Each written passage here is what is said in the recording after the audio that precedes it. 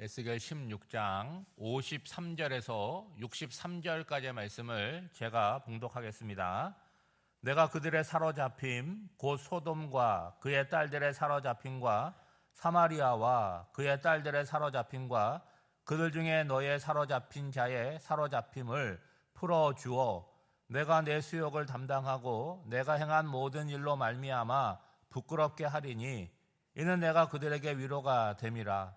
내 아우 소돔과 그의 딸들이 옛 지위를 회복할 것이요 사마리아와 그의 딸들도 그의 옛 지위를 회복할 것이며 너와 내 딸들도 너의 옛 지위를 회복할 것이니라. 내가 교만하던 때에 내 아우 소돔을 내 힘으로 말하지 아니하였나니 곧 내 악이 드러나기 전이며 아람의 딸들이 너를 능욕하기 전이며 너의 사방에 둘러있는 블레셋 딸들이 너를 멸시하기 전이니라. 내 음란과 내 가증한 일을 내가 담당하였느니라. 나 여호와의 말이니라. 나 주 여호와가 이같이 말하노라. 내가 맹세를 멸시하여 언약을 배반하였은즉 내가 내 행한 대로 내게 행하리라. 그러나 내가 너의 어렸을 때에 너와 세운 언약을 기억하고 너와 영원한 언약을 세우리라. 내가 내 형과 아우를 접대할 때에 내 행위를 기억하고 부끄러워할 것이라. 내가 그들을 내게 딸로 주려니와 내 언약으로 말미암음이 아니니라. 내가 내게 내 언약을 세워 내가 여호와인 줄 내가 알게 하리라. 이는 내가 내 모든 행한 일을 용서한 후에 내가 기억하고 놀라고 부끄러워서 다시는 입을 열지 못하게 하려 함이니라. 주 여호와의 말씀이니라. 아멘. 오늘 본문뿐만 아니라 성경 전체가 명확하게 주시는 말씀 가운데 하나가 뭐냐? 죄에 대해서는 반드시 대가가 따른다는 거죠. 그것은 하나님이 선택한 백성도 예외가 아니라는 거예요. 오히려 더 철저하게 죄를 물으시고 따지시고 징계하신다라고 말씀을 하십니다.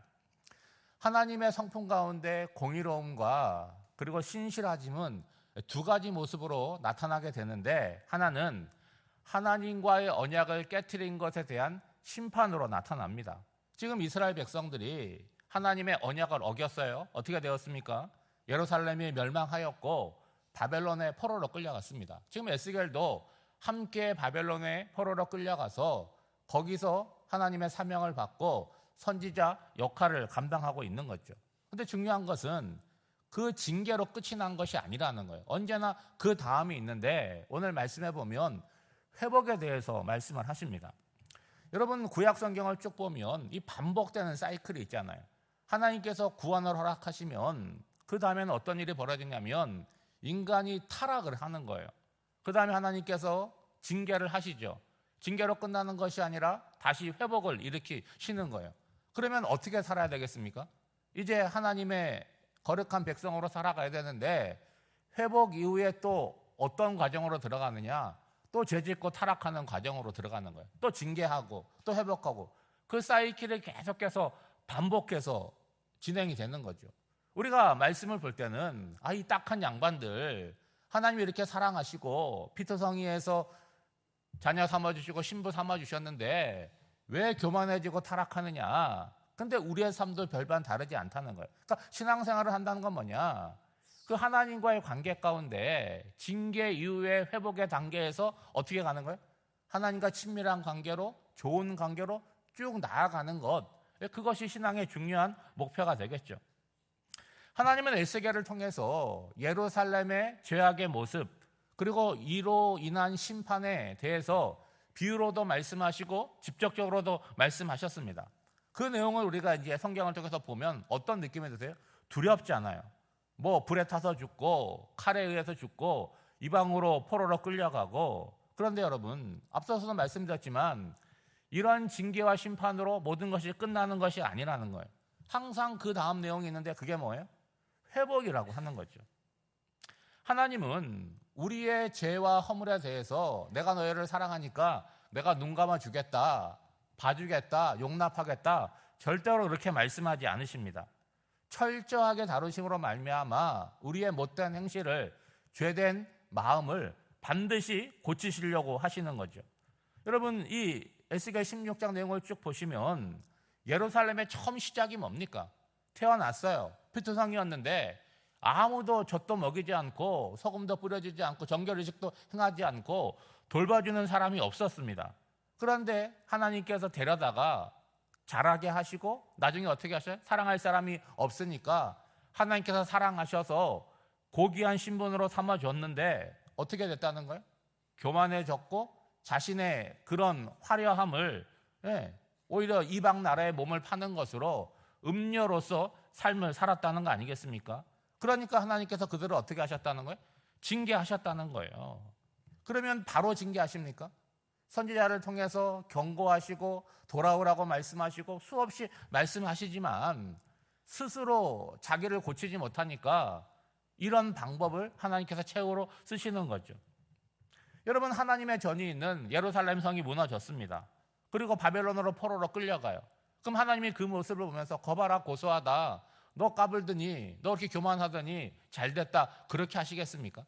하나님이 그 모습을 보면서 마음 아파하시겠죠. 그런데 그런 방법, 그런 징계 말고는 예루살렘이 정상적으로 돌아올 수 있는 그런 수가 없으니까 그렇게 하시는 거죠. 오늘 본문 53절에서 55절 말씀에 보시면 앞서 나왔던 말씀과 정반대의 말씀을 하십니다. 그 정반대의 말씀이 뭐예요? 회복에 관한 말씀이라는 거예요. 여러분, 53절 말씀에 나오는 단어를 보면 해방이라고 하는 단어가 나오잖아요. 그리고 포로와 사로잡힌 자들을 풀어주신다라고 말씀하십니다. 그리고 55절에 보면 너와 내 딸들도 너의 옛 지위를 회복할 것이다 라고 말하고 있어요. 그러면 이 말씀이 주는 의미가 뭡니까? 지금 유다 그리고 예루살렘이 다 멸망해서 포로로 바벨론 땅에 끌려갔습니다. 그러면은 이들을 회복시키겠다, 옛 지위를 회복시키겠다라고 하는 건 어떤 의미예요?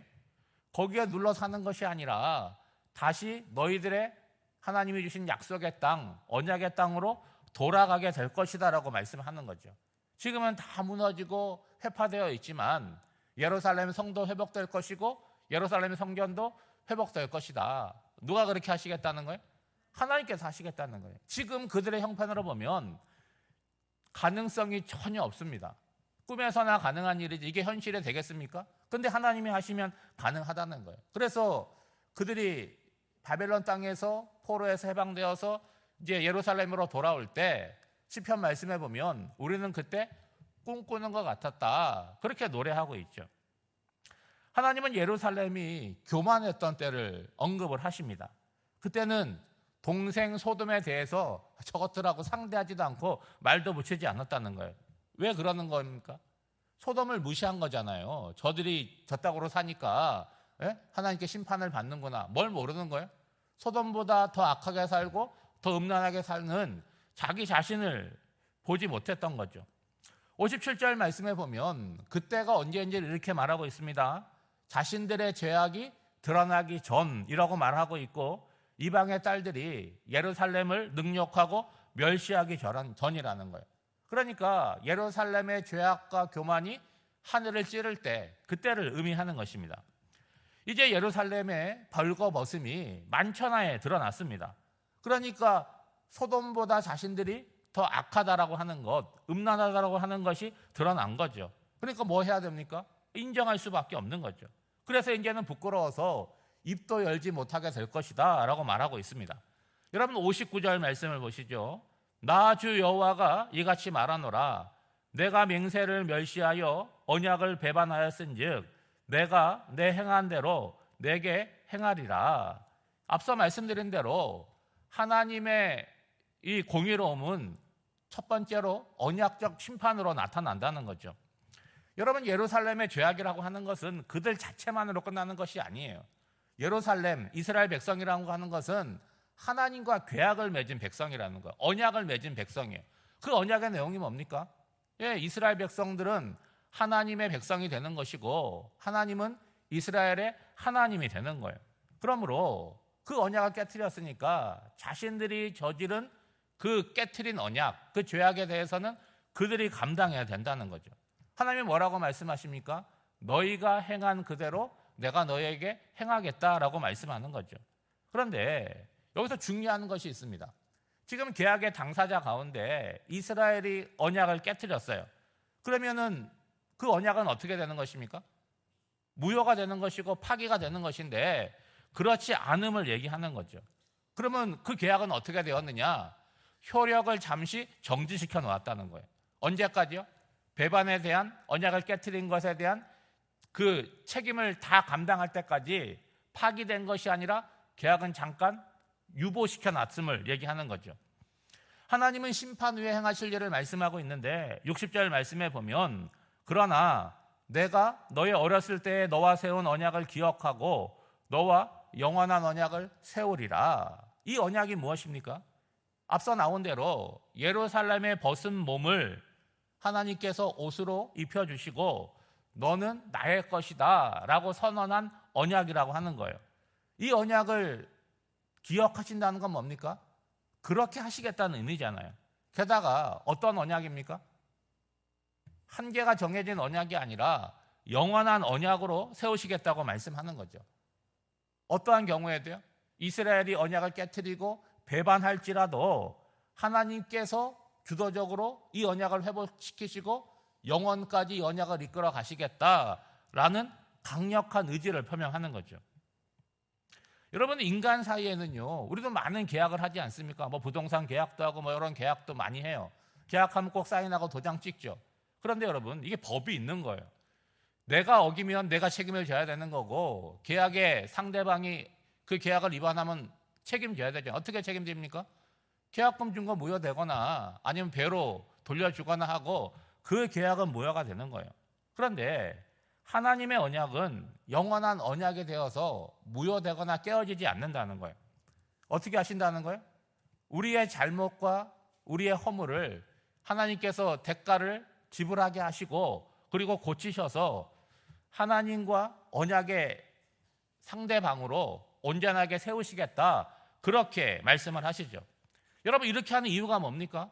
62절 말씀에 보면 내가 내게 내 언약을 세워 내가 여호와인 줄을 내가 알게 하리니. 여러분, 이 말씀은요, 이 에스겔서에 한 50여 차례 반복됩니다. 하나님께서 어떤 일을 행하시고 이스라엘에게 말씀하시고 징계를 하는 이유가 뭐라는 거예요? 내가 너의 하나님됨을 알게 하겠다, 보여주겠다, 그 말씀을 하는 거죠. 여러분, 호세아서를 아실 거예요. 여러분, 호세아 선지자를 통해서 말씀하시는 것도 마찬가지잖아요. 어떻게 비유합니까? 아내가 부정한 행위를 행하고 자꾸 밖으로 나가고 다른 남자 만나러 나갑니다. 그럼 버리면 되거든요. 부부관계를 끝내면 되는데 하나님께서 호세아 선지자에게 어떻게 말하십니까? 끝까지 찾아가서 대가를 지불하고 찾아와서 그와 사랑하고 그와 살으라고 얘기를 합니다. 뭐예요? 상대방이 그 언약을 지키지 않아도 남편 쪽에서 결혼 서약을 끝까지 지켜내는 신실한 남편 되심이 하나님이심을 보여주는 거죠. 오늘 말씀해 보면 이렇게 하시는 이유가 뭡니까? 예루살렘이 자기의 죄를 깨닫고 부끄러워하기를 깨닫게 하시기를 말씀하는 거죠. 그런데 단순하게 부끄러움을 느끼는 것으로 끝나는 것이 아니라 자신들이 뭘 잘못했는지를 인정하고 회개의 자리에 이르기를 는 것까지 다 포함을 하는 거예요. 또 하나는 예루살렘이 회복된 이후에 앞서 말씀드린 대로 부끄러움으로 입을 열지 못하고 입을 닫게 하시려는 거죠. 여러분, 하나님의 용서는 그냥 주어지는 것이 아니잖아요. 예루살렘의 모든 가정한 행위를 제거하고 깨끗하게 만드는 것으로 용서가 이어지는 것입니다. 예루살렘은 과거 교만했어요. 자신이 가장 화려하고 자신이 가장 높은 줄 알았어요. 근데 화려하고 높은 건 누구 덕분이었습니까? 하나님 덕분이잖아요. 하나님과 관계 가운데 그랬는데, 그래서 소돔은 무시하고 입에 올리지도 않았는데 이제는 뭘 깨달은 거예요? 소돔보다 내가 더 악한 죄인이라고 하는 것, 음란하다는 걸 깨달았다는 거예요. 그래서 겸손하게 되어서 이제는 입을 열지 못하게 되었다라고 말씀하고 있습니다. 사랑하는 성도 여러분, 오늘 예루살렘의 모습이 우리의 모습과 똑같잖아요. 우리가 하나님의 은혜로 구원받고 오늘 하나님과의 관계 가운데 살아가는데, 여러분, 타락과 징계와 회복의 이 사이클에서 벗어나야 되지 않겠습니까? 구원을 받은 자로서, 회복된 자로서 하나님과 끝까지 좋은 관계로 살아가야 되지, 또 죄짓고 또 징계받고 그 관계를 끊어내야 되는 것이 우리의 사명인 거죠. 여러분, 새벽에 나와서 기도하는 것도 우리가 주일마다 나와서 예배드리는 것도 다 그 일환 아닙니까? 내 삶을 작은 발걸음부터 온전하고 바르게 고쳐나가는 것, 그리고 많은 유혹들이 있지만 주님과 함께 손잡고 이 신앙의 삶을 경주하는 것, 그 길에서 벗어나지 않고 올곧게 그 길을 걸어가는 저와 여러분이 되시기를 주님의 이름으로 축복합니다. 기도하겠습니다. 사랑의 하나님, 크고 놀라운 은혜를 받고 살아가면서도 죄에 대한 유혹에 너무나 쉽게 넘어지는 저희들입니다. 말씀을 듣고 묵상하며 스스로를 돌아보는 지혜를 주시옵소서. 마음의 중심에 그리스도를 모시고 내 안에 있는 악하고 어둡고 음란한 것들을 쫓아내고 오직 주님으로만 환하게 불 밝히고 살아가게 하옵소서. 죄에 대한 대가를 반드시 치루어야 함을 알고 죄에 대한 두려움을 가지고 멀리하게 하시고 어떠한 상황에서도 하나님의 은혜와 회복이 있음을 알게 하옵소서. 시끄럽고 소란한 세상에서 무엇이 옳고 그른지를 분별하는 지혜를 주사 좌로나 우로나 치우치지 않게 하여 주시고 공정하고 정직한 세상을 위하여 기도하오니 약자들을 보호하시고 서로를 보듬는 사회가 되게 하옵소서. 교학교 여름 행사를 주님 은혜 가운데 안전하고 은혜롭게 인도해 주셔서 감사드립니다. 이제 내일부터 마지막 우리 청년부가 2박 3일 수련회를 하게 됩니다. 오고 가는 길 또 2박 3일 동안 하나님 함께하여 주셔서 여러 가지 힘들고 어려운 삶을 살아가는 우리 청년들이 하나님이 계심을 발견하고 그 하나님과 깊고 친밀한 관계로 나아가는 복된 수련회가 되게 하여 주시옵소서.